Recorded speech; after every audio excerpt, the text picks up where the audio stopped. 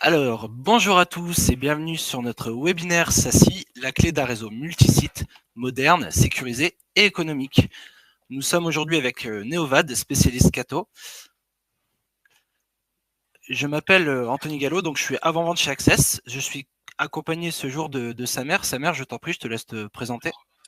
Oui, bonjour. Donc, ça Franzi, société Neovad. On a une société de distribution de logiciels informatiques, dont les solutions Cato Networks en France. Et on travaille avec des partenaires à valeur ajoutée, dont notamment Access, représenté aujourd'hui par Anthony. Merci.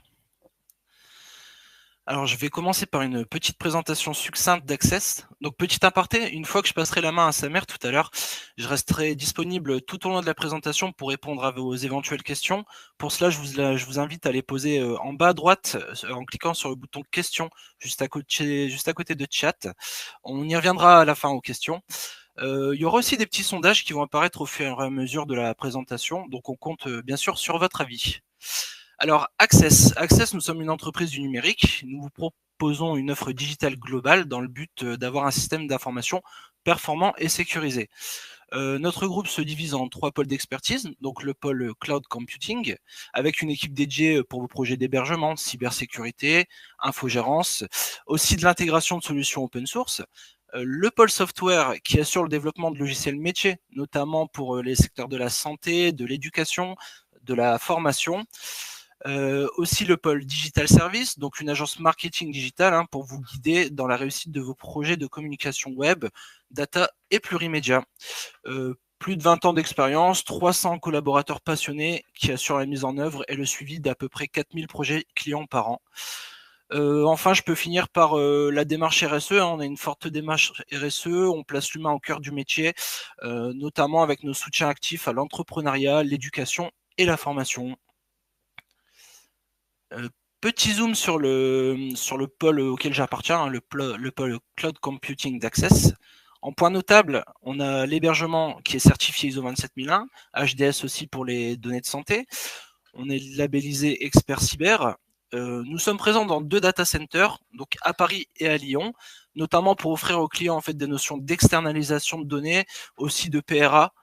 On a différentes compétences à mettre à votre service en termes de cyber avec le DR managé par notre équipe SOC, bien sûr, du firewall next-gen ou encore du SASI Cato, qui est le sujet du jour. Aussi de l'infogérance et du conseil IT. On a aussi une équipe dédiée open source sur la partie messagerie Zimbra et aussi l'outil de gestion d'inventaire GLPI. Donc ces outils-là, cette messagerie et GLPI sont très en poupe en ce moment, surtout pour les clients qui souhaitent, par exemple, se libérer du géant Microsoft.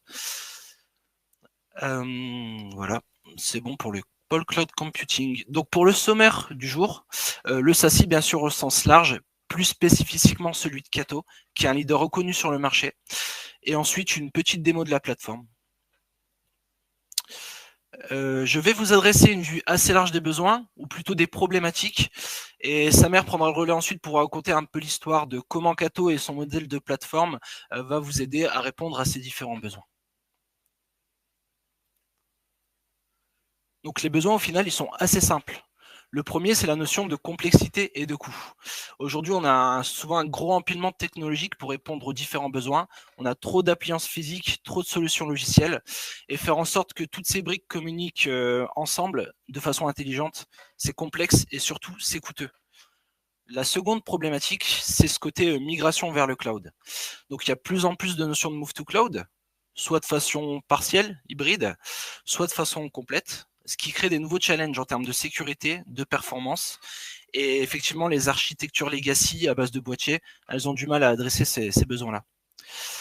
Il y a aussi un côté important, c'est le remote, donc le télétravail par exemple, et de plus en plus de nomadisme qui continue de se développer de façon assez importante globalement dans le monde. Depuis le Covid, mais pas que, c'est devenu une norme vraiment dans les politiques d'entreprise et on va voir comment répondre aussi à ce challenge. Et enfin, il y a la notion de visibilité. Donc avec toutes ces évolutions de modèles sur le cloud, le nomadisme, on peut plus se permettre d'être sur une architecture uniquement périmétrique parce qu'on perd de la visibilité, on perd du contrôle. Et donc quand on va ajouter ces 4 challenges autour du SI, ça devient compliqué et cher de répondre à ces différents besoins, surtout de façon simple et efficace. Il Il y a toujours ce fameux dilemme au sein d'une équipe et aussi de la DSI au sens large entre le besoin en termes de productivité des utilisateurs, c'est-à-dire que le personnel a besoin d'accéder à tout, partout et tout le temps. Et en face, on a ce côté complexité de la production et de la sécurité de celle-ci. Donc le vrai challenge de la DSI, c'est de trouver cette balance entre les moyens qu'on met à disposition des utilisateurs de façon sécurisée, de façon performante, pour qu'ils puissent derrière assurer leur métier en termes de productivité et aussi de business. D'ailleurs, c'est un peu le saint graal de ce qu'on appelle le SASI. Samer, je peux peut-être te laisser la main pour que tu nous expliques comment est né ce marché? Yes, avec plaisir. Donc, sur le principe, c'est assez simple, hein, ça vient d'un historique que tout le monde connaît, que tous les clients connaissent, c'est que c'était assez simple. Avant, on avait toutes les applications qui étaient hébergées dans le data center. Il y avait plusieurs sites qui se connectaient à le data center pour accéder à ces applications-là. Donc, il suffisait de sécuriser ce data center-là, de connecter les différents sites avec du MPLS pour adresser ces besoins-là. Donc, le MPLS, c'est plutôt pas mal dans le sens où c'est fiable. Ça garantit une certaine expérience utilisateur. Par contre, ça ne répond pas du tout aux usages du jour. Il y a très peu de souplesse, il y a très peu d'agilité. Pour déployer un nouveau site en MPLS, c'est pas aussi simple que ça. Et ça peut pas s'ouvrir vers les nouveaux usages qui sont en l'occurrence ceux du cloud, ceux de la mobilité, ceux des sites distants assez éloignés, ainsi de suite. Donc les gens ont commencé à trouver des solutions au niveau des choix techniques. Donc d'abord, il y a eu l'émergence du SD-WAN. Donc on va reposer sur Internet pour sécuriser les communications intersites, pour optimiser les communications intersites. Donc on pouvait souscrire à des solutions du type Cisco Viptela, VeloCloud ou autres. Après, il y a eu l'émergence du cloud. Donc, quand on déploie une certaine ou la totalité de notre SI dans le cloud, en mode hybride ou pas, ça veut dire que c'est une partie de mon SI qu'il faut optimiser, qu'il faut sécuriser. Donc là, il y a des choix technologiques à faire, notamment autour des solutions d'accélération, de l'express route, du direct access, des choix de sécurité, du Netscope, du Zscaler ou autre. Également, on a beaucoup de croissance externe, beaucoup d'ouverture de sites à l'étranger ou de multisites au sens large. Donc, quand je parle du site, un site, c'est une ressource. Une ressource, il faut la sécuriser, il faut l'optimiser. Donc, il faut que je souscris à des boîtiers. Ça peut être du Checkpoint, du Forti, du Palo, c'est pas le sujet ici. Sur chacun de ces sites-là. Donc, c'est des boîtiers qu'il faudra maintenir, qu'il faudra mettre à jour, qu'il faudra gérer, qu'il faudra remplacer à un certain moment. Il y a eu également l'émergence du nomadisme au sens large. Donc, soit avec le télétravail, soit à cause de la Covid, mais il y a eu de plus en plus de gens qui bossent de chez eux, qui bossent des endroits publics, des endroits partagés, ainsi de suite. Donc, pareil, cet utilisateur-là, il sort du cadre sécurisé de l'entreprise et il accède directement à des applications cloud, il accède directement à Internet. Donc, il fallait également sécuriser à travers des solutions de VPN, ZTNA, SDP, comme on les appelle comme on veut, mais la finalité est la même. Donc, il y a du Juniper, du Pulse Secure, du Palo ou autre, évidemment. Et évidemment, ça, c'est que le côté interconnexion et sécurisation. Mais autour de tout ça, on a également beaucoup de briques technologiques qui vont compléter cette pile de sécurité. Donc, sur les endpoints, on va trouver évidemment ces notions d'EDR qui sont assez importantes au niveau des postes de travail. Sur les sites, on va plutôt parler de NDR avec du Vectra, avec du Darktrace qui vont analyser un peu toutes les briques réseau, l'observabilité et le XDR côté SIEM. Ce qui fait que aujourd'hui, si on regarde le slide qu'on a à l'écran, on a beaucoup de technologies. Beaucoup de technologies, ça veut dire beaucoup de coûts directs liés aux licences. Il faut que j'achète le best of breed, donc il faut que j'achète la meilleure solution par rapport à chaque brique technologique. Il y a des coûts indirects parce que ces technologies ne communiquent pas forcément ensemble de façon intelligente, elles sont plutôt en mode silo. Donc, il faut que j'ai les compétences multi-produits, ce qui coûte de l'argent, et il faut que j'ai un minimum d'intelligence entre ces différents produits pour qu'ils puissent, au niveau du troubleshooting, que ça soit pas un vrai bordel, que je puisse avoir une certaine cohérence au niveau de la donnée. Donc, ce modèle d'architecture qui est considéré comme le best of breed, donc dès que j'ai un nouveau besoin, j'achète un des meilleurs outils du marché, ne répond plus aux besoins du jour, ne répond plus à l'agilité du jour, et ce qui a été défini par le Gartner comme une architecture obsolète. Donc aujourd'hui, le Gartner considère que chaque fois que j'ai un nouveau usage, que j'ai un nouveau besoin, je vais ajouter un nouveau produit. Donc je multiplie le console, je multiplie le coût, je complexifie le troubleshooting. C'est une architecture qui ne répond plus aux exigences métiers, aux exigences de productivité et notamment ceux de la DSI. Et cette architecture, elle est obsolète. Et il y a eu la naissance de ce fameux marché qu'on appelle le SASI. Et le SASI, c'est quoi? C'est assez simple. C'est ce qu'on appelle le Secure Access Service Edge.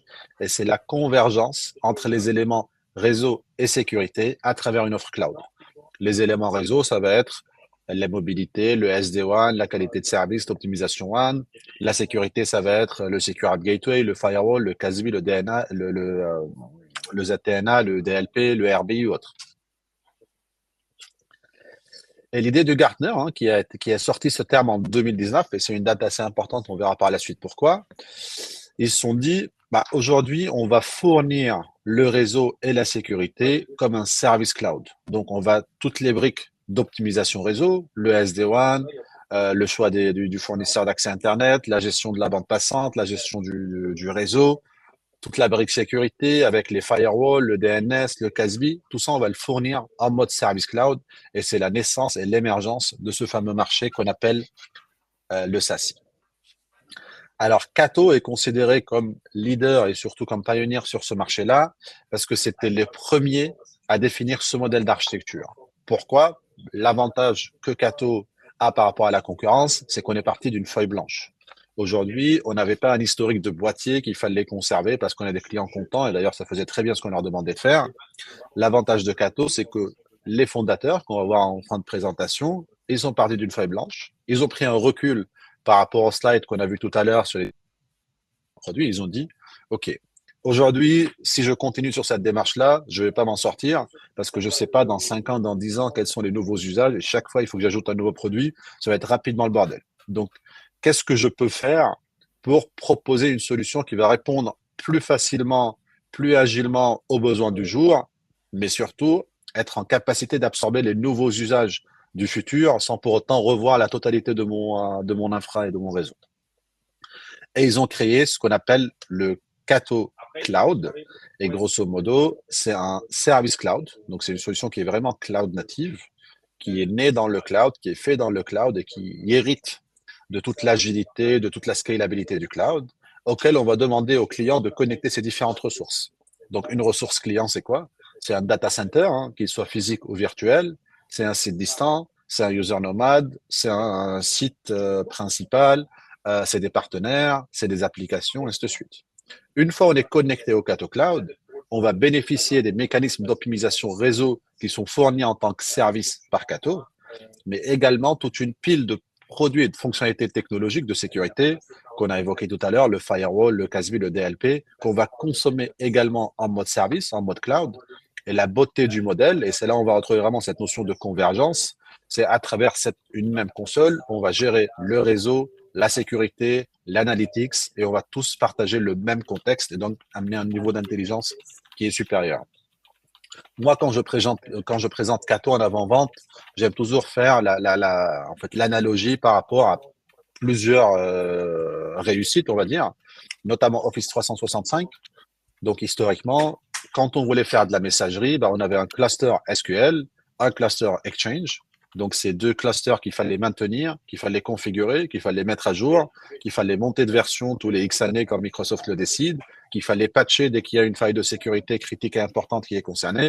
Et il y avait beaucoup, beaucoup de travail autour de ça, de maintenance en conditions opérationnelles, alors que notre besoin en tant que client, c'était tout simplement envoyer et recevoir des mails pour qu'on puisse assurer un certain niveau de productivité. Microsoft, ils sont venus, ils ont dit, c'est pas les seuls, en tout cas, mais en l'occurrence, eux, c'est une belle réussite, ils ont dit, tout le côté infrastructure, on gère à votre place. Donc, vous n'avez plus à vous poser des questions de stockage, de serveur, de dimensionnement, de configuration. Vous allez consommer la messagerie comme un service. Donc, aujourd'hui, je me connecte à Office 365, j'achète une licence, j'ai mon Outlook, j'ai mon PowerPoint, j'ai mon Excel que je vais consommer en tant que service. Et si demain il y a une nouvelle version, si demain il y a un patch, ce n'est plus qu'il faut plus les faire, c'est juste que ce n'est plus mon problème, ça devient celui de Microsoft. Si on suit cette même logique sur Amazon, pareil, des baies de stockage, des switches Fiber Channel et iSCSI, des hyperviseurs, des machines virtuelles, tout ça qu'il faut évidemment toujours configurer, mettre à jour, patcher, ainsi de suite, alors que tout ce que je veux, moi, c'est de la CPU, de la RAM et du disque pour exécuter mon application métier. AWS, Azure, OVH ou autres, ils sont venus, ils ont dit, OK, nous, on prend en charge l'infrastructure et vous allez consommer les ressources comme un service. Et c'est exactement ce modèle que Cato propose. Mais au lieu que ça soit sur la messagerie, au lieu que ça soit sur la CPU et la RAM, bah, ça sera sur le réseau et la sécurité. Donc, on va consommer ça comme un service et profiter uniquement de la valeur ajoutée liée à ces briques technologiques et ne pas se soucier de toute la complexité du MCO qui va avec, qui est très coûteux, soit en termes de temps, soit en termes d'argent si je le déporte à l'extérieur. Et pour faire cela, le principe, il est assez simple. Bah, on est assez agile dans les deux sens. Ça veut dire un client doit se connecter au Cato Cloud pour hériter de toutes les fonctionnalités qu'on propose. Donc, pour se connecter, si le client a un équipement existant qui est en fin de vie ou autre, on a des mécanismes de reprise qui nous permettent d'assurer cette continuité pendant un certain temps. On peut également mettre à disposition un petit boîtier qui va se connecter dynamiquement sur les points de présence le plus proches, donc sur le Cato Cloud. L'utilisateur VPN et il aura un client VPN qui est disponible sur Windows, Mac, Linux, iOS et Android. Soit, grosso modo, tout ce qu'on demande au client, c'est de se connecter sur le Cato Cloud, en l'occurrence sur le point de présence qui est le plus proche de chez lui. Une fois il est connecté sur ce Cato Cloud, bah, c'est Cato qui prend le relais pour fournir tous les mécanismes d'optimisation réseau, donc la contextualisation, l'accélération protocolaire, le déchiffrement, la QoS, les smart egress pour les optimisations, ainsi de suite, mais également toute une pile de produits technologiques, le firewall, le Secure App Gateway, l'IPS, l'anti-malware, le ZTNA, le CASB, le DLP, le RBI et bientôt d'autres. Mais ce qui est très intéressant, c'est que si demain, il y a 10, 20, 100 ou 10 000 nouvelles fonctionnalités de sécurité qu'on va sortir, ben, on ne va pas vous demander de rechanger votre boîtier parce qu'il ne supporte plus la charge. On ne va pas vous dire votre boîtier il arrive en fin de vie, donc il faut repasser à la caisse, remplacer tous les boîtiers. Ça peut être un site, ça peut être 1000 sites. Donc c'est des coûts qui sont assez importants autour de cette partie-là. Bah, avec Cato, c'est du cloud. Donc si c'est un produit, si c'est une fonctionnalité qui m'intéresse, si c'est une fonctionnalité auquel j'adhère, bah, il suffit que je souscris à cette fonctionnalité-là et derrière elle sera disponible instantanément pour moi. J'ai pas besoin de revoir l'architecture, de revoir les performances, de redimensionner mon infra, ainsi de suite. Donc, évidemment, on fait toutes les briques réseau SD-WAN. Donc, si j'ai un site avec plusieurs liens Internet, j'assure l'optimisation et la continuité. J'assure les optimisations à travers les QS pour faire en sorte que les personnes les privilégiées qui souhaitent accéder à des applications plus importantes le sont prioritaires par rapport à d'autres personnes, et ainsi de suite. Mais grosso modo, je connecte toutes les ressources clientes à une plateforme cloud unique qui va me fournir en tant que service toutes les optimisations réseau et toutes les optimisations sécurité.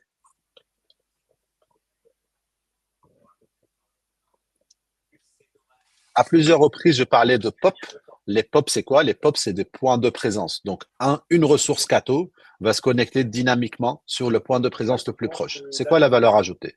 Aujourd'hui, Cato a construit ce qu'on appelle un Global Private Backbone. Grosso modo, c'est un réseau privé mondial qui est interconnecté à base de POP. Les POP, c'est un point de présence qu'on a dans presque une centaine maintenant de villes dans le monde, on va dire.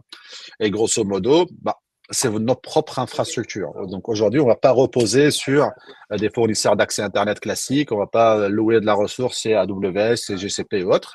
On va construire nos propres POP, donc on va louer des espaces de stockage sur lesquels on va installer nos propres serveurs. Donc on dépend de personne sur cette partie-là, ni d'un point de vue performance, ni d'un point de vue gestion ou autre. Et on interconnecte ces différents POP à travers ce qu'on appelle des liens de tier 1. Grosso modo, si je vais de là à Lyon, de Paris pardon à Lyon, soit je passe par la nationale, donc je vais finir par y arriver, ça peut être au bout de 10 heures, ça peut être au bout de 15 heures, de 20 heures, en fonction de l'embouteillage, s'il y a un accident ou pas, j'ai pas vraiment de visibilité là-dessus. Soit je peux passer par l'autoroute. L'autoroute, je sais que c'est le chemin le plus rapide, c'est le plus optimisé, et j'ai une société qui est tout le temps en train de voir s'il y a du trafic, s'il y a des accidents, des trucs pour me rerouter ailleurs. Donc, on va optimiser considérablement l'acheminement des trafics, des sessions utilisateurs d'un point à l'autre. Ça veut dire quoi? Ça veut dire que quand je fais une société multisite qui est assez répartie géographiquement, les communications intersites vont être optimisées considérablement grâce à notre backbone. Mais même si je suis aujourd'hui un client franco-français, mais j'ai une ressource déportée à l'étranger ou j'ai un utilisateur qui se déplace pour des raisons personnelles ou professionnelles à l'étranger, bah, je vais pouvoir profiter de ce backbone et toutes les optimisations qui vont avec. Évidemment, on devient dépendant du backbone Cato. Donc derrière, il y a des SLA avec des pénalités financières à travers un Master Service Agreement. Donc aujourd'hui, on a un SLA de 5,9. donc 99,999 de disponibilité du trafic, donc moins de 25 secondes par mois de coupure. Sinon, il y a des pénalités qui sont indiquées dans le contrat qui est cato au client. Je tiens juste à préciser, Anthony l'a déjà fait en début de présentation, mais si vous avez des questions, n'hésitez surtout pas à les mentionner dans la section dédiée à cet effet. On fera le nécessaire à la fin de la présentation pour répondre à toutes ces questions-là. Parfait. Hop, on va regarder peut-être les questions avant de passer à la démo. Il y en a une, Samer, je te la pose. Donc, bonjour à tous, c'est Stéphane. Comment le SASI fonctionne en rapport aux différentes réglementations sur les données à travers le monde? Y a-t-il un mécanisme qui permet de s'adapter à chaque niveau de sécurité par région ou par pays? Alors, je reviens juste un slide qui va me permettre de répondre à cette partie-là. Donc, on va dire, sur le principe, c'est assez simple. Aujourd'hui, le SASI, en l'occurrence notre solution qui est cloud native, fait uniquement du transport. Donc, on ne stocke pas les données clients, on ne stocke pas les données utilisateurs, on ne regarde pas le contenu de ces données-là, on fait que acheminer le trafic. Donc, sur cette notion d'acheminement, on n'est pas lié à des réglementations spécifiques. D'ailleurs, on n'est pas soumis à ces réglementations-là. Là où je vous rejoins, c'est qu'effectivement, quand il y a tout ce trafic qui transite, et évidemment, à travers Cato, et on va voir dans la démo, on vous propose de la valeur ajoutée liée à l'analytics, liée à la gestion et à la collecte des logs. Ces données-là sont stockées par région pour les clients. Je m'explique. Pour les clients français, leurs données sont stockées à Amsterdam et à Francfort, si je ne dis pas de bêtises. Donc, en l'occurrence, dans des contextes RGPD pour les clients européens. Le client qui est hébergé aux US, il demandera peut-être que ce soit là-bas par rapport au Cloud Act et ainsi de suite. Donc, aujourd'hui, si vous êtes multisite à l'international, c'est le transit qui n'est pas soumis à ces mécanismes-là. Par contre, sur le stockage des données qui sont notamment des données de log et données d'analytics, ceux-là, ils sont stockés en Europe pour les clients européens avec les normes RGPD et autres qui vont avec. Pardon.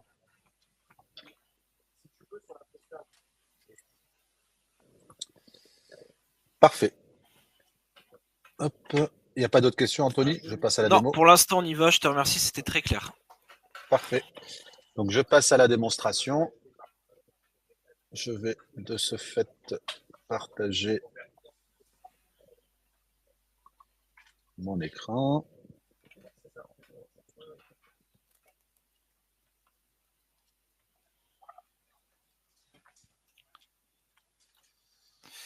Hop, ça devrait être bon pour toi là. Parfait.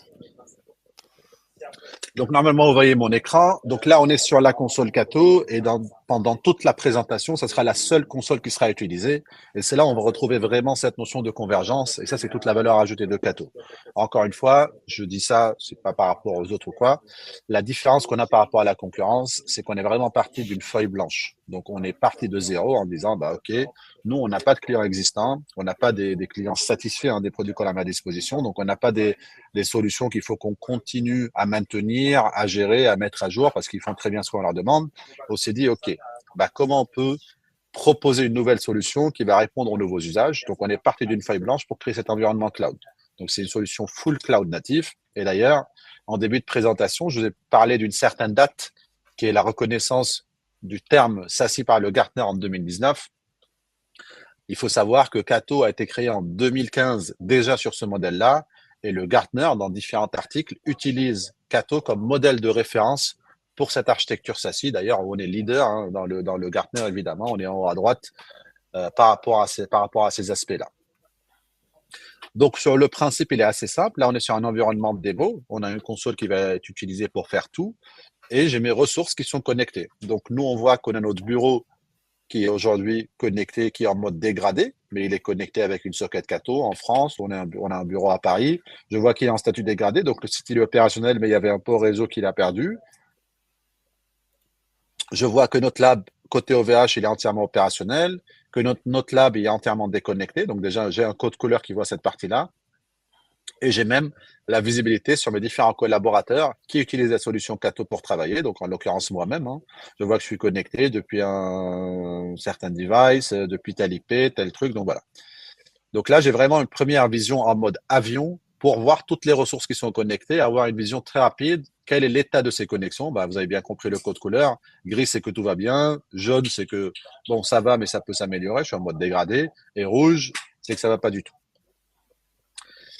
Et à partir de là, on va vous donner plusieurs choses. Le premier, c'est qu'on va vous redonner la visibilité. Ça, c'est quelque chose qui manque énormément aux clients, notamment ceux qui sont sur le côté MPLS. Ils savent pas exactement et réellement qu'est-ce qui se passe et ils sont donc pas à même de prendre des décisions. Bah, avec Cato, on va pallier à cette problématique parce que pour chaque ressource, donc en l'occurrence, là, je vous montre un site, mais ça peut être un environnement cloud, ça peut être un data center, ça peut être un center nomade. On va vous redonner toutes les métriques nécessaires pour vous. En l'occurrence, là, on est sur un site où on a deux sorties Internet. Donc, je vois la qualité de chacun des liens Internet et la qualité du lien agrégé. Quel est le lien qui est utilisé le plus en download, en upload? Est-ce qu'il y a des pertes de paquets sur un lien plus qu'un autre? Quelle est la distance par rapport au POP?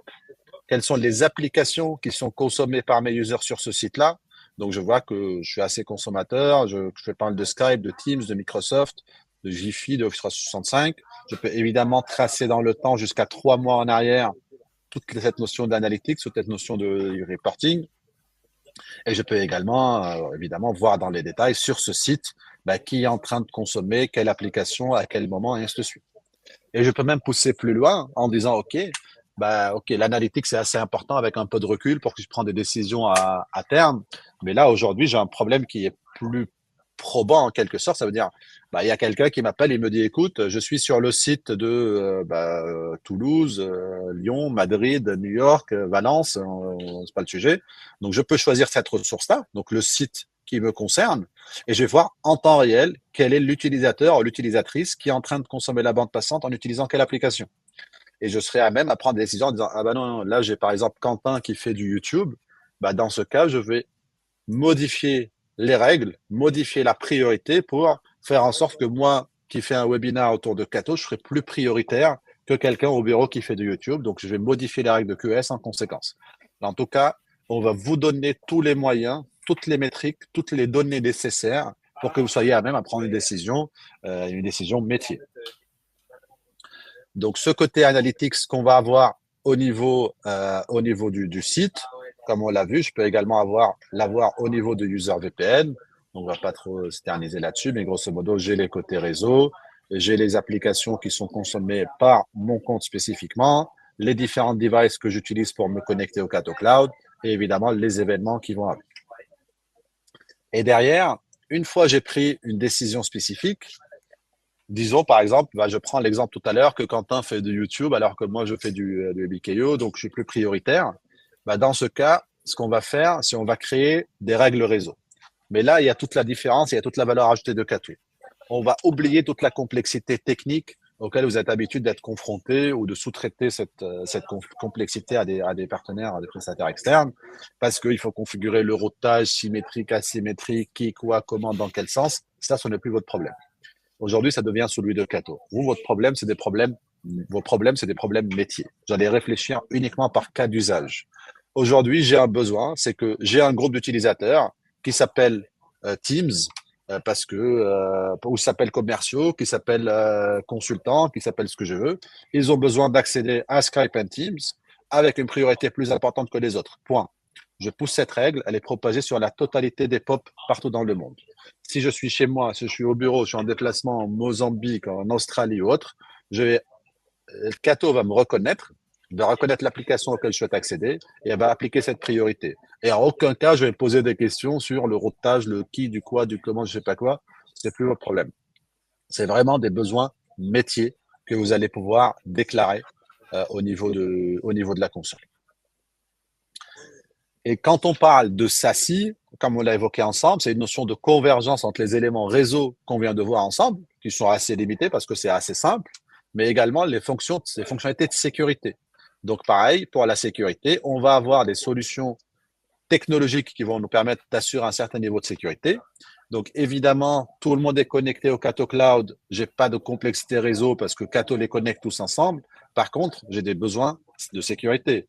Même si tout le monde est en capacité de se voir d'un point de vue réseau, c'est pas pour autant que je veux qu'il le fasse. Donc, d'un point de vue One Firewall, c'est tout ce qui est sécurisation des communications interressources. Donc, tout ce qui est propriété de l'entreprise. Ça peut être des applications, des users, des sites distants, des serveurs spécifiques, des hosts spécifiques, des environnements cloud, des environnements physiques, ainsi de suite. Et la démarche, elle est assez intéressante là-dessus. C'est qu'on va vraiment réfléchir par cas d'usage. Donc, pareil, il n'y a plus de notion, je monte un tunnel IPsec entre tel truc et je mets une règle que si je viens de tel réseau, je vais aller. Ça, c'est fini, ça. On va réfléchir par métier. Moi, j'ai un groupe qui s'appelle Prestataire, qui est un groupe AD, qui est un groupe Azure AD, qui veut accéder à un host spécifique chez moi. C'est un host qui porte une application qui s'appelle Group ID. Je veux qu'il puisse y accéder uniquement sur tel port, tel protocole, et c'est fini.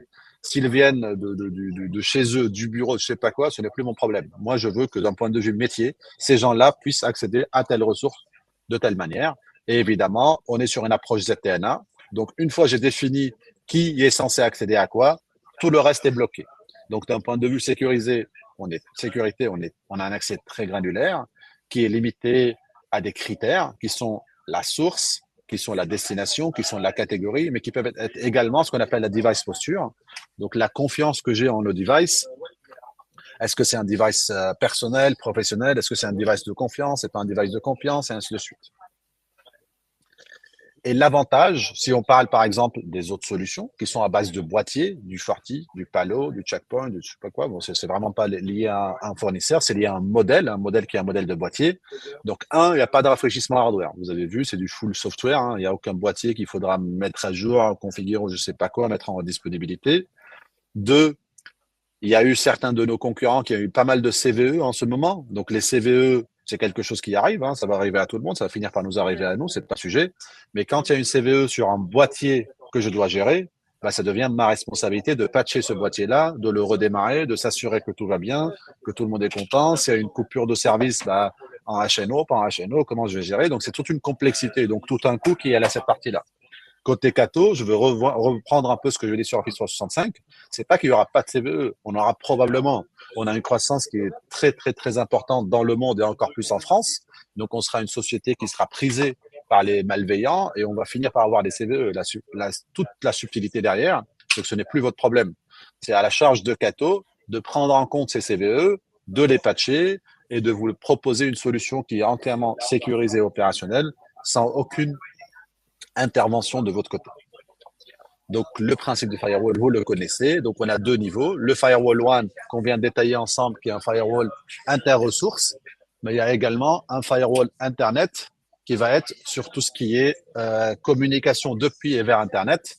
Donc, quand je vais chercher, en tout cas, à accéder à des sites publics, à des applications SaaS, et là-dessus, j'ai du Secure Gateway intégré. Donc, effectivement, bah, si je cherche à accéder à des sites de criminalité ou de gaming ou de phishing ou autre, je serai bloqué par Cato. Si je cherche à accéder à des sites qui sont des sites de paris en ligne ou des trucs comme ça, je serai en mode prompt. Donc, on va avertir l'utilisateur comme quoi, attention, tu vas accéder à des ressources qui ne sont pas spécialement recommandées parce qu'elles ont été catégorisées comme paris en ligne, mais vous pouvez continuer si vous le souhaitez. Et je peux bloquer, je peux autoriser, je peux prompter, ainsi de suite. Ça, c'est un firewall Internet, donc il va sécuriser tout ce qui va depuis et vers Internet, que ce soit des applications ou des sites web publics, entre guillemets. On peut avoir également dans ce fameux firewall ce qu'on appelle le RBI, le Remote Browser Isolation, et ça, c'est une subtilité assez importante chez nous. En fait, c'est une fonctionnalité qu'on va consommer comme plein d'autres, hein, en mode firewall et qui va permettre de protéger contre ce qu'on va appeler les zones un peu grises, les zones un peu sombres. Pourquoi? Parce que sur l'Internet Firewall, le principe il est assez simple. Bah, si c'est un site que je connais et qui est gentil, bah, je laisse les gens passer. Si c'est un site que je connais qui est un peu gentil, je laisse les gens passer en mode attention. Et si c'est un site qui est entièrement méchant, je bloque les gens. Sauf que là, donc ça répond à 90% des usages, mais il y a toujours des sites qui sont un peu en mode, bah, je sais pas encore s'ils sont méchants, s'ils sont gentils, qu'est-ce que je fais avec? Et donc, par défaut, je vais autoriser les gens à y accéder parce que je vais pas bloquer la productivité des utilisateurs. Donc, côté Cato, qu'est-ce qu'on fait? On fait ce qu'on appelle du RBI, donc du Remote Browser Isolation. Donc, quand un site, il est non connu, parce qu'il est non catégorisé ou non défini, on va l'exécuter dans une bulle applicative. Donc, c'est un déport d'affichage qui va se faire à l'utilisateur. Donc, l'utilisateur pourra continuer de consommer cette ressource-là. parce qu'il aura accès au contenu, mais son interaction avec, elle sera très limitée. Il ne pourra pas faire du download, il ne pourra pas faire de l'upload, il ne pourra pas écrire, il ne pourra pas faire de trucs comme ça. Donc, ça me permet de pallier vraiment de A à Z contre ce type de site. En plus des fonctionnalités de sécurité qui vont être liées à l'Internet Firewall, au Firewall, au RBI, on a des options de sécurité supplémentaires. On va avoir des notions de protection IPS qui vont protéger voilà, contre tout ce qui est signature. Et on est assez bon là-dessus parce qu'en fait, les signatures, on va les analyser sur la totalité du trafic qui transite dans le backbone. Donc, on est plus à même de prendre de bonnes décisions que quand on est en train d'analyser le peu de trafic qui transite sur un site spécifique. On a également de l'anti-malware qui est intégré à la solution pour analyser le trafic en transit contre les menaces veillantes, malveillantes, connues et non connues. On a également des notions de CASB pour amener la sécurité bien au-delà du firewall, mais pour aller au niveau de l'application, dans le sens où je peux dire, sur Office 365, je peux uniquement accéder à Office 365 professionnel, mais je bloque le personnel. Donc, ce ne sera pas uniquement Office 365 au sens large, ce sera une tenante spécifique. Et je peux même aller au niveau de l'activité en disant, bah, OK, Quentin, tu peux accéder à ton OneDrive personnel, mais tu peux uniquement télécharger des documents et tu ne peux pas uploader des documents. Donc, ça me permet de se prémunir contre la fuite de données, contre des trucs comme ça, que je peux coupler d'ailleurs avec des règles de DLP qui vont analyser un contenu d'application, un contenu de flux pour prendre une décision en conséquence et ainsi de suite. Donc, les niveaux de sécurité sont assez importants côté Cato et c'est un peu à la carte. Donc, en fonction des besoins, en fonction des usages, en fonction du budget, je peux souscrire à telle et telle option pour assurer le niveau de sécurité que je souhaite. La sécurité Cato s'étend également au niveau du device parce qu'on a une solution d'EPP, d'EDR qu'on peut intégrer également à la solution. Et l'idée, c'est vraiment d'avoir une seule solution qui va gérer la totalité de la sécurité, donc qui va partager un même contexte. Donc, en termes d'analyse, c'est la même console, c'est les mêmes données, c'est les mêmes logs. Et d'un point de vue corrélation, troubleshooting, ça devient beaucoup plus simple. Quand on parle de monitoring, donc on avait vu un peu les dashboards de réseau qui sont liés ou applicatifs qui sont liés aux usages. On va avoir les dashboards de sécurité qui vont lister les différentes menaces qui sont arrivées dans mon SI récemment. Donc, j'ai combien d'attaques qui ont été bloquées par l'IPS, combien ont été bloquées par la protection du moteur DNS, combien ont été bloquées par mon anti-malware. Et on voit typiquement que Quentin, Daoud et Romain, par exemple, ils ont été bloqués pas mal par l'IPS. Donc, j'ai vraiment toutes les visibilités, j'ai toutes les données. Je peux prendre des décisions. Je vois la protection DNS sur des nouveaux domaines, par exemple. Tout domaine qui est créé dans moins de 14 jours, par défaut, on le bloque et ainsi de suite. On fait la correspondance avec le MitraTac pour que les clients puissent voir les méthodes et les techniques qui sont utilisées pour accéder au SI, du command and control, des mouvements latéraux, des trucs comme ça.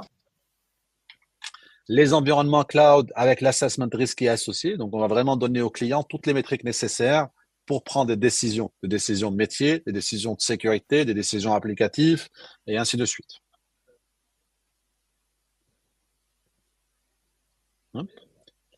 Et on va avoir également une gestion de log qui va venir chapeauter tout ça. Donc, on va avoir les événements qui sont en mode élastique, qui sont intégrés nativement dans l'outil, avec une barre de recherche où je peux poser les questions en langage naturel pour avoir le résultat. Aujourd'hui, au lieu de chercher les logs, de créer des filtres, je peux demander, par exemple, j'ai un exemple qui a l'air d'être là. Hop, je vais voir si quelqu'un a été accédé à des URL qui ont été catégorisés comme phishing ce matin. Donc, la solution va analyser tout le trafic qui est collecté, les millions de logs pour me dire, non, finalement, dans ton SI, en tout cas par rapport à ma tenante et par rapport à la date que j'ai choisie, non, j'ai pas eu ce cas-là chez moi, mais je peux très bien filtrer sur d'autres données, sur d'autres choses et avoir d'autres métriques. Je peux zoomer, je peux faire ce que je veux, mais la beauté de tout ça, c'est que dans ces logs, j'ai les logs de sécurité, j'ai les logs réseau, j'ai les logs de connectivité, de déconnexion, de connexion, de CASB, de DLP. Donc voilà, c'est vraiment un puits de logs qui partagent le même contexte parce que tout le monde parle le même langage. L'analyse applicative, on l'a vu, mais ce qu'on va voir également, pour finir là-dessus, ça va être cette notion de DEM, donc Digital Experience Monitoring. Et l'idée là-dessus, elle est assez simple, c'est de dire, aujourd'hui, la chaîne pour aller de l'utilisateur à l'application, elle est assez longue et le problème peut venir de partout. Donc, d'un point de vue troubleshooting, ça peut être assez chiant pour voir où est-ce que je regarde, où est-ce que je me focus, sur quoi et comment, ainsi de suite. Donc, dans ce cas, qu'est-ce que je peux faire? Je peux voir, par exemple, pour une application spécifique ou pour un user spécifique, si je prends par exemple mon compte, je peux voir les applications, je peux voir les critères, en tout cas la qualité de service de ces applications-là, je peux zoomer dessus et je peux voir que j'avais par exemple une connexion qui est considérée faire. Et quand je vais cliquer pour voir le pourquoi du comment, je vais avoir tout l'acheminement de mon device vers ma connexion Wi-Fi, vers ma passerelle par défaut, vers le last mile, donc c'est le lien Internet, vers l'application elle-même. Et je vais voir est-ce que le problème vient du device lui-même, parce que j'ai pas de CPU, parce que j'ai pas de mémoire. Est-ce que c'est le Wi-Fi? Je sais pas, j'ai par exemple Quentin qui est au McDo, qui est en train de bosser mais qui a une mauvaise expérience, je peux tout de suite voir que c'est parce qu'il est au McDo, qui est loin d'une borne où il n'a pas suffisamment d'Internet. Donc, je peux lui dire, si tu veux mieux bosser, tu rentres chez toi où tu bosses ou tu t'approches de la borne. Mais en tout cas, moi, d'un point de vue DSI, avec toute la bonne volonté du monde, je ne vais pas pouvoir faire grand-chose. Je ne peux pas gérer ton dernier accès Internet. Je peux voir si c'est un problème lié à la passerelle. Si je suis sur un site multi-étage, multi-truc, je peux avoir les informations. Le last mile, est-ce que c'est la sortie Internet qui pose problème? C'est Bouygues qui a un souci sur sa ligne parce que je sais pas quoi, Bouygues ou Orange, SFR, vous avez compris l'idée, et les applications, et ainsi de suite. Donc, on va vraiment avoir par rapport à chaque brique les métriques qui sont liées aux usages, aux applications, au time to first byte. Donc, depuis que j'ai renseigné l'application au moment où j'ai eu le premier affichage, et ainsi de suite. Mais en tout cas, on permet au client, on lui donne toutes les métriques nécessaires, toutes les données nécessaires pour optimiser la performance des utilisateurs, mais également pour optimiser cette notion de résolution et de pertinence côté DSI. Où est-ce que j'investis aujourd'hui mon temps et mon argent pour améliorer l'expérience utilisateur et faire en sorte qu'il y ait le moins de pertes sur la productivité possible de notre côté. On va également, pour finir sur cette présentation, avoir cette notion de stories. Donc, les stories, c'est quoi?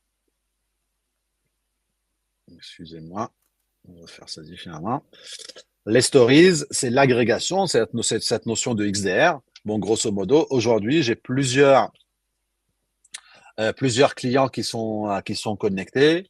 Et aujourd'hui, j'ai des utilisateurs qui consomment ma DSI en accédant à des sites web, à des applications, à des trucs comme ça. J'ai des logs qui viennent dans tous les sens. Donc, pour me retrouver dans tout ça, comment je fais? Aujourd'hui, j'ai Cato qui a une notion d'XDR intégrée à la solution. Et comme toutes les briques sont développées par Cato, toutes les données sont considérées des données de qualité. Donc, je peux très facilement voir qu'est-ce qui se passe. Et en l'occurrence, on va créer des histoires sur un problème spécifique. Ça peut être des histoires liées à du SOC ou à du NOC. Donc, si je prends par exemple un premier exemple, je vais voir que c'est un truc qui a été bloqué par notre moteur de threat prevention parce qu'on se connecte à un site qui m'a l'air d'être aux US. On va voir un peu qu'est-ce qui se passe, qu'est-ce qui a été considéré comme tel. On va voir la distribution de l'attaque, les métriques techniques associées à cette attaque-là.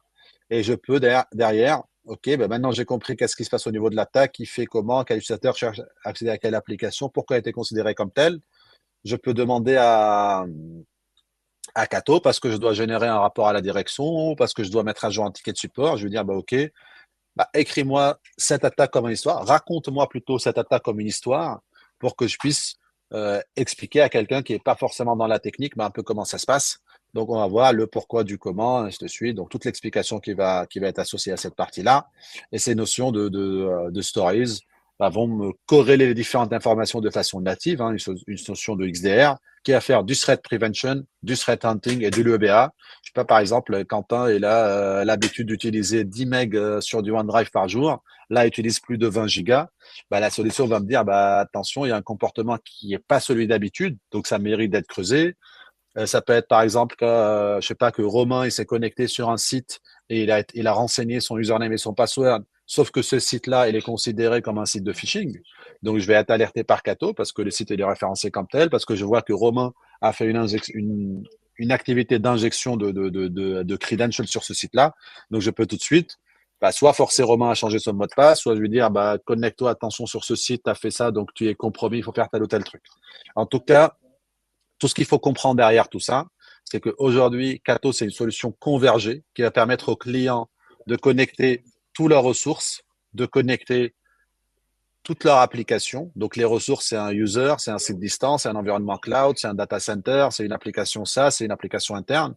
Une fois toutes ces ressources connectées au Cato Cloud, Cato est en mode service. Donc, en vous dédouanant de toute la complexité qui est liée, le MCO lié au côté infrastructure, on va vous permettre de faire de la communication optimisée, de la communication sécurisée à différents niveaux, firewall, CASB, DLP, RB et autres, et vous donner toutes les métriques nécessaires, soit à travers les notions d'analytics, d'assessment de risque ou des notions de XDR, pour vous protéger et pour que vous soyez à même de prendre des décisions et savoir où est-ce que vous devez investir du temps, de l'argent pour améliorer votre posture de sécurité, pour améliorer votre expérience utilisateur.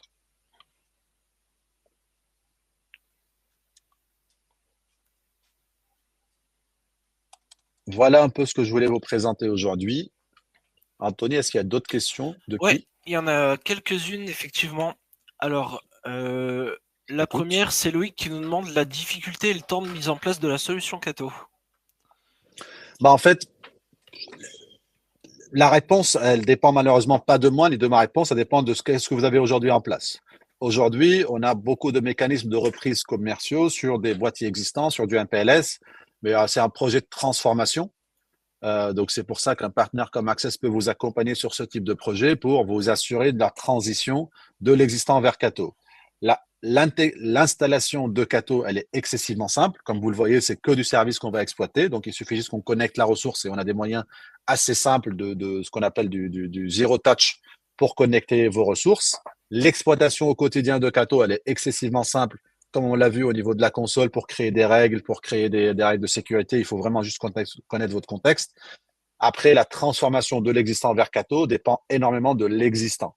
Mais c'est quelque chose qu'on a l'habitude de faire, c'est quelque chose qu'on fait assez simplement parce que finalement, on se rend compte qu'on réduit considérablement également le nombre de règles, le nombre de complexités qui est lié à des infrastructures qu'on n'a plus à gérer. Parfait. On a toujours Loïc qui nous demande le taux de restriction du RBI ou le taux de détection de légitimité. Alors, le taux le taux de restriction du RBI, en fait, déjà, le taux de légitimité n'est pas lié à nous, il est lié à la catégorisation des sites Internet. Donc, si un site, il est non catégorisé ou non défini, il va s'exécuter dans un contexte RBI. Derrière, c'est des ressources publiques qu'on accède pour voir si un site est catégorisé ou pas. S'il est non catégorisé, on va l'exécuter dans un contexte RBI. Donc, on va avoir le choix de dire, est-ce que je veux interdire l'upload, le download, le copy-paste, ainsi de suite. Si je vous donne par exemple un exemple, si je génère notre site web en mode simulation, ce qui va se passer concrètement à l'utilisateur, c'est, et je vais l'ouvrir en même temps en mode normal. Donc ça, c'est aujourd'hui le site web quand il va s'afficher, le site web de Neovad. Donc on voit qu'on vend Cato comme votre solution, c'est pas le sujet.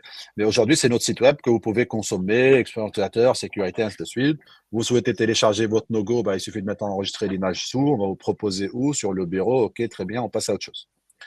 Si un site est exécuté en mode RBI parce qu'il ne correspond pas aux critères de classification qui sont souhaités par la société, je vais pouvoir continuer d'exploiter ce site. Donc, vos utilisateurs ne seront pas bloqués d'un point de vue productivité. Je bloque tout. Par contre, si un user cherche à télécharger ce que j'ai fait tout à l'heure, Cato va lui dire, t'es gentil, mais ce site-là, je ne le fais pas confiance, donc tu peux le consommer si tu veux, mais par contre, je ne veux pas récupérer des choses. Et je ne peux même pas assez plus loin. Si je récupère des choses, c'est dans une bulle côté Cato et ce n'est pas sur le poste de travail, donc ce n'est pas sur mon SI. Donc, par rapport à la question, la catégorisation, ce n'est pas nous qui nous sommes responsables, mais vous avez la main pour faire ce que vous voulez. Mais nous, on part du principe que c'est un site qui est non catégorisé, c'est exécuté dans ces critères, dans ces conditions-là. Et après, qu'est-ce qu'on peut faire? C'est chaque entreprise décide toute seule, mais c'est les différentes options que vous avez à l'écran. Et juste pour continuer sur cette logique de RBI, et pour vous montrer un peu la puissance de la plateforme Cato, aujourd'hui, quand on a sorti l'offre RBI, toute la communication et le marketing qu'on a fait autour de ça, c'était que un client qui n'a pas RBI, un client RBI montre en moins de 30 secondes, la solution elle est opérationnelle. Parce qu'il ne faut pas dimensionner, il ne faut pas configurer. On ne va pas lui dire attention, tu avais un boîtier de type 1.2.3 qui a une capacité CPU RAM spécifique, donc ça ne permet pas de faire de l'IPS, de l'anti-malware et de l'URBI. Bah, si tu veux ajouter une fonctionnalité, il faut passer au grade supérieur de boîtier, donc il faut repayer, peut-être dans 6 mois plus tard, ça va changer. Avec Atos, c'est du service. Évidemment, il faut souscrire à l'offre, donc il y a un côté administratif, j'ai envie de dire. Mais une fois ça c'est fait, bah, vous allez avoir l'option qui apparaît, vous l'activez, vous choisissez ce que vous voulez, vous faites enregistrer. Cato va vous dire, est-ce que vous serez d'accord si je crée automatiquement la règle non catégorisée, non définie en mode RBI? Vous dites oui, c'est bon, vous êtes opérationnel. Vous testez dans 2 minutes. Tous les sites qui sont non catégorisés, ils vont aller dans ce critère de sécurité. Et c'est vraiment toute la souplesse qu'on vous propose. Il y a Loïc qui demande si on n'a quand même pas le taux de restriction, tout simplement. Ça veut dire combien de sites sont considérés comme RBI et combien ne le sont pas? J'ai bien compris la question. Je pense aussi. Bon, en tout cas, j'ai pas la réponse parce que vraiment, ça dépend pas du tout de nous. Aujourd'hui, c'est des classifications, ils sont publics, ils sont faites par Webroot, qui sont faites par des solutions de ce type-là. Si la solution elle est classifiée, donc nous, on peut voir au sein de Cato, on peut voir toutes les catégories. Si je prends par exemple les catégories de gambling, par exemple, bah, je vois que j'ai tous ces sites-là qui ont été considérés comme des sites de gambling qui répondent à tel critère. Donc, ces sites-là sont pas mis à jour par moi ni par le client. On peut les customiser, on peut ajouter des choses supplémentaires si on considère que nous, on veut pas. On peut gérer des notions d'exception, parce que même si c'est considéré comme tel, mais nous, on l'utilise, donc on veut faire. Vous voyez, moi, j'ai des exceptions sur certains sujets, pour accéder à des trucs spécifiques, mais on n'a pas le contrôle sur qu'est-ce qui est défini, donc défini de façon mondiale. Parfait, merci Samer. David qui demande s'il faut mettre en œuvre une solution pour filtrer les flux intra-sites. Alors, non, mais je vois effectivement la question. Déjà, il y a 2 niveaux. Le niveau 1, donc ça c'est inter-ressources. Donc ça répond pas parfaitement à la question, mais je vais y arriver. Le niveau 1 va être inter-ressources. Donc est-ce qu'un user peut communiquer avec un site? Est-ce que tous les sites peuvent communiquer entre eux, mais non pas avec le DC, ainsi de suite. Donc ça, je pense que vous l'avez compris. Et après, au sein de chaque site, j'ai ce qu'on appelle un LAN firewall qui va me permettre, si je le souhaite, gérer les communications inter-VLAN, si j'en ai beaucoup.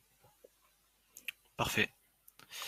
J'ai Sun qui demande pour passer sur une infrastructure SASI, c'est un changement lourd, un gros investissement, notamment l'abandon des actifs existants. Pouvez-vous faire un retour d'expérience à ce sujet? Comment communiquer cette transformation avec la direction générale? Quelle garantie de succès? Alors, c'est un changement lourd, non, parce qu'on sait cohabiter avec l'existant jusqu'à sa fin de vie. Donc aujourd'hui, si vous avez des boîtiers de firewalling, on peut se connecter et cohabiter avec ces boîtiers-là, avec du MPLS, pour assurer une transition. Et on a des mécanismes de reprise commerciaux qui vous permettent d'optimiser cette notion de transition pour ne pas payer les deux, on va dire, en même temps. Donc, s'il vous reste, je dis n'importe quoi, vous avez un firewall qui s'appelle Toto, il vous reste 4 mois d'abonnement ou 6 mois d'abonnement sur cette solution-là, mais vous adhérez au modèle Cato, vous souhaitez souscrire à Cato, vous êtes convaincu de ce modèle-là, bah, on a des mécanismes commerciaux, des leviers commerciaux, on va dire, qui vont nous permettre de vous mettre à disposition Cato et de ne pas vous facturer sur les 6 mois restant sur votre contrat existant et commencer à payer Cato uniquement quand votre contrat existant arrive à échéance. Comme ça, on vous garantit une transition dans la douceur. Comme ça, vous ne payez pas les deux produits en même temps. Et comme ça, quand vous basculez sur Cato, vous êtes entièrement opérationnel. Des retours d'expérience, on en a beaucoup. La société Cato se développe en France depuis 4-5 ans maintenant. On a plus de 200 références. Donc, on pourra reprendre contact avec vous pour mettre en relation avec des clients existants qui peuvent vous faire. Après, il faut que je comprenne un peu plus votre contexte pour que je mette en relation avec un client qui partage le même contexte que vous et qui vous explique un peu la transition qu'il a dû faire, comment ça s'est passé et ainsi de suite. Après, comment communiquer cette transformation avec la direction? J'ai envie de dire, c'est un marché qui est porteur. Aujourd'hui, le SASI, c'est pas que Cato qui en parle, même si c'est Cato qui est à l'origine et c'est Cato qui est leader là-dessus. Mais c'est un terme qui est un peu partout, qui a été défini par le Gartner. Vous avez tous les bons d'articles côté Gartner qui vont dire que ça, c'est le modèle du futur parce que l'existant ne marche plus et surtout, en ajoutant plusieurs piles de sécurité, on se trouve qu'on est de moins en moins sécurisé parce que le troubleshooting il est plus compliqué, parce qu'il y a des policiers qui peuvent se contredire un point à gauche, et les mécanismes de ROI côté Cato sont assez importants. On a des retours d'expérience là-dessus. Le Forrester qui a communiqué là-dessus, donc on a les arguments nécessaires. Parfait. Donc c'est assez simple et malléable. Super. Donc, et j'ai David qui demande les flux d'évasion internet d'un site ou d'un utilisateur distant remontent tous au DC Cato avant de sortir sur internet.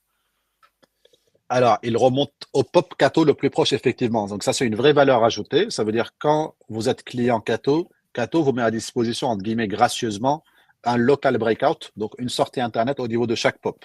Donc, si je suis au bureau, bah, je passe par la socket ou par le firewall existant et je sors au niveau du Cato Cloud avec les règles de sécurité qui ont été définies au niveau de la console. Mais si je suis un user VPN et je suis chez moi, bah, je me connecte sur le POP de Paris ou de Marseille et je sors directement sur Internet sans revenir dans le data center. Pourquoi? Parce que mes politiques de sécurité qui sont uniques et granulaires sont portées au niveau du backbone Cato et donc au niveau de tous les POP. Et je pousse un peu à l'extrême. Nous, Neovad, on est franco-français. Demain, moi, pour des raisons personnelles, je l'espère pour moi d'ailleurs, je pars à Tahiti. Bah, je pars à Tahiti, je démarre mon client VPN. Mon client VPN, il va se connecter tout de suite sur le POP le plus proche. Et à Tahiti, ils ont Internet qui marche bien. Donc, je vais sortir tout de suite là-bas au lieu de revenir à Paris à mon data center qui va filtrer mes applications avant que je puisse sortir. Donc, cette notion d'agilité côté Cato qui est liée au modèle cloud natif, on peut en profiter à tous les niveaux. Parfait. Bah écoute, là tout de suite, j'ai plus de questions. On va peut-être attendre quand même quelques secondes, voir s'il n'y en a pas une qui arrive.